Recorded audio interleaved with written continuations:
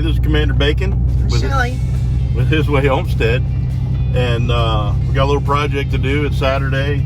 We're gonna run into town, go to the Blue lumber store, but before we do that, we're gonna stop at Kroger. Why would we stop at Kroger? Are you asking me? Yeah. Oh, to get gift cards. Why would we need gift cards if we're going to the Blue lumber store? Well, if you have a Kroger card, and it's really hard to hold this phone steady on this bumpy road.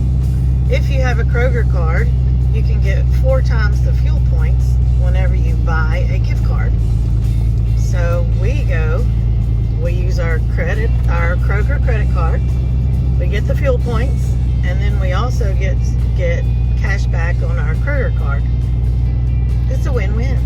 Yeah, so we know about how much money we need to spend, so we get that much in Kroger cards, in the Blue lumber store gift cards, and so we're not spending any more money. We're spending the same amount of money, but we're getting, I think last time we got half the amount that we're going to get today. I had 45 cents off per gallon, and when you're driving a diesel, every little penny helps. So there's your financial tip for the day, boys and girls. Just in case you were wondering, it's an easy way to save money. All it does is cost you a little bit of an extra trip to go to Kroger in the first place. So got to be creative in thinking of ways to save money on the homestead, especially if you're getting close to retirement age and you plan on just living off the homestead. You got to reduce your financial burden, your monthly financial burden, as much as possible. And little things like this make a big difference. So but we're going in, we're going to get material for raised beds. We're going to make 4 more sets of raised beds so that we can have a pretty good start on the growing season. We got seeds started already. You want to tell them about the seeds that we have started? Well, we've got a video that we can post. Okay, so we got a video on our seed starting. We'll be back later. We'll see you in a little bit. Stay tuned. All right, we're back from the Blue Box store, the Blue lumber store. And here's some of our lumber. I don't know if you can see it all, but we got a good bit. It's a lot of pressure treated decking boards and some 4x4s. And we're gonna take them inside the wood shop there. And we're gonna cut them to length, and then we're gonna start screwing them together. So stay tuned.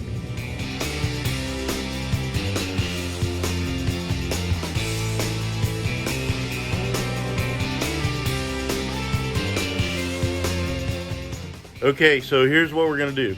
The first thing we gotta do, since we got that load of lumber unloaded, it came from the Blue store, we're gonna go through and pull all the staples, all the metal pieces out of the ends, because what we're gonna do, if you ever seen these deck boards, it is, the ends are pretty rough, and we're gonna clean that up. We're gonna have a nice looking, clean board when we're done.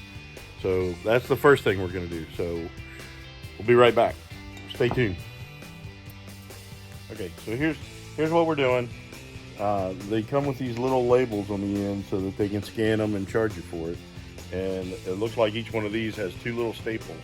Well, if I trim these boards up close to the end, I'm gonna cut through those staples with my saw blade, and it's gonna dull or damage that blade. And that is not what I want to do. So we're gonna remove all these before we ever get started.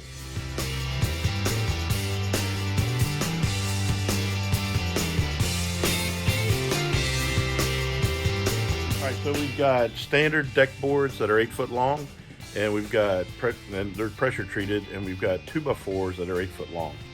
So what we're gonna do, the 2x4s will be in the corner. We're just gonna cut them in half, and the nasty rough edge will be down at the bottom, so nobody cares.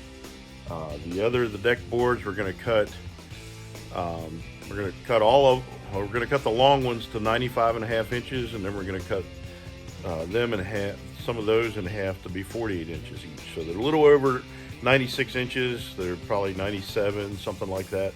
So we're going to trim up the ends, cut some to 95.5, cut some of them to 48 inches.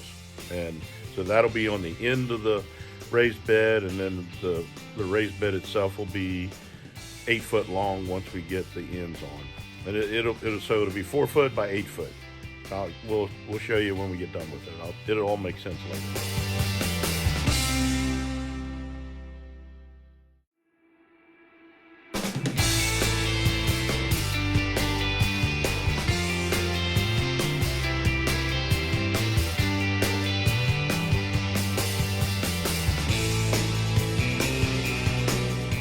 All right, so let me explain to you a little bit what just happened. So the OCD in me could not handle the fact that all those legs were not exactly the same length. So I went through and I cleaned them all up, cut them all to 48 inches perfectly.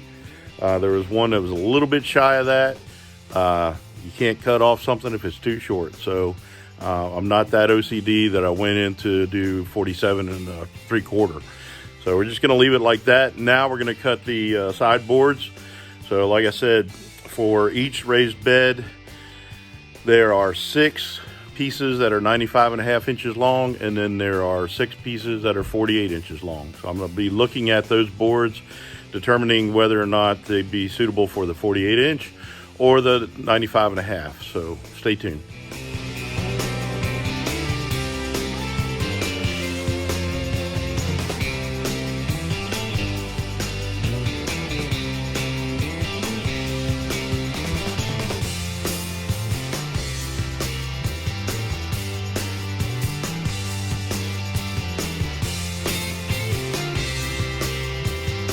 Okay, so I've finally got all the staples out of all the boards, and I identified the ones that I want to make 48 inches long. And basically what I'm looking for is all the clear lumber, no knots, no nothing like that. So the longer boards can have a few knots in them, but in order to make the strength of everything work out, the shorter boards have to be semi-knot free. I mean, they're not going to be perfect because it's pressure treated lumber, and it's coming from the blue store. So it is what it is.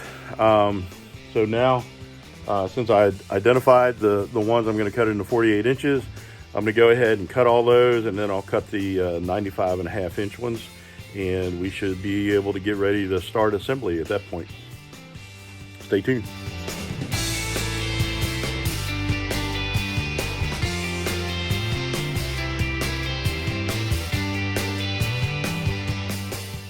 One other quick note that I just thought about. I watched a YouTube video the other day of a guy, just a hobby guy who's just cutting stuff for what he needed to do. I don't want to get into what it was because it might give a clue to who the guy was, but a lot of what he was doing was extremely dangerous. And I can't stress enough safety around woodworking tools.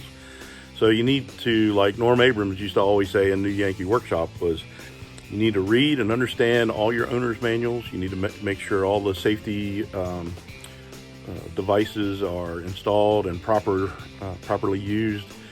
I had an issue one time with a table saw, and I don't know if you can see it. A nice scar from my knuckle clear down to my fingernail.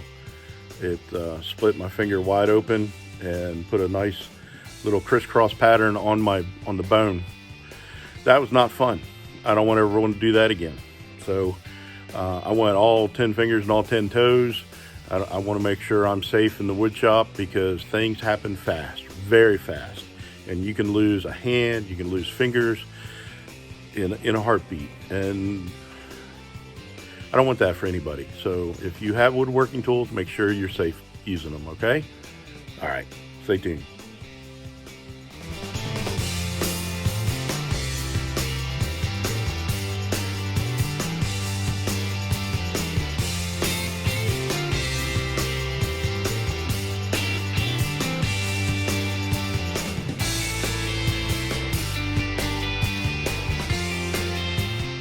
All right, so we got all the boards cut to length. Missed a couple staples, and I can tell my blade is not as sharp as it was. So that's frustrating. So make sure you look at them close. Make sure you go over them a second time if possible. So what I did is I trimmed up about 1/4 inch off of each of the long boards, and then went ahead and measured it to 95.5 inches and made it nice, good, clean, square edges. So I'm gonna take you outside. I'm gonna show you one of the raised beds that we already built, show you a little bit about the construction of it, And then we're going to come back in here and make a little, I don't know if I can or not. I don't think my table's long enough. I was going to make a little jig so that we could go ahead and make it easier to screw these side pieces together. Then we go out on, I have a flatbed trailer. It's a nice flat surface, and then we can put the sides together by screwing on the end pieces. So we'll see what happens. Stay tuned. All right, so here's the, you can see the raised beds here. So what I'm going to show you is, if I can get the camera right, it's kind of hard. So the 2x4 is vertical, and the wide part is what's going to be attached to the long boards, okay? And also the end of these long boards is going to be flush with the edge of the 2x4. And then the short pieces will come out and be more flush with the long piece, okay? You see that? And then you'll have pretty close to 4 foot by 8 foot raised bed that you can, we put some of that landscaping cloth inside of it to kind of possibly keep moles out, and also to keep the good soil in even when it rains, so that you don't get any erosion going out, and keep the good stuff where the good stuff needs to be, and keep our plants growing like they should be. So now we're going to go in and see if we can put these things together. So the sun's starting to go down. I don't know if you can see that. It's already down over the trees. All you can see is like a glare. So we're running out of daylight. Don't know how much of this will get done today, but they're calling for like 3 days of rain. So if we don't get it done today, we're going to be hard pressed to get it done for a while. So we'll see what we can do. Even if we have to do it inside in the lights, we're going to get it done. Stay tuned.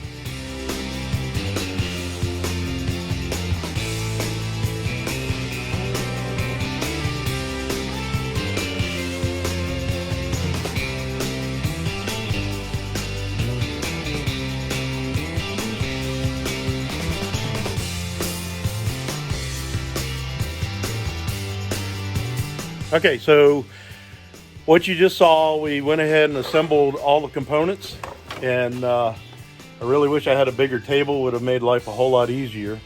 So we just put these big, it's like a lag screw in there. It's like a self-drilling, self-tapping.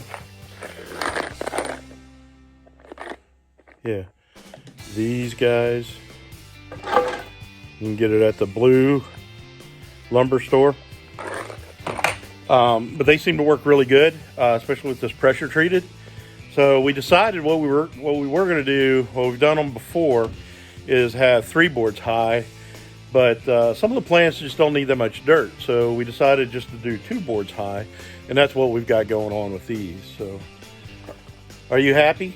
I'm happy. She's happy. So we got 2 done, and because we went and backtracked from 3 to 2, I've got enough of the side boards over there stacked up, cut the length already for a 3rd.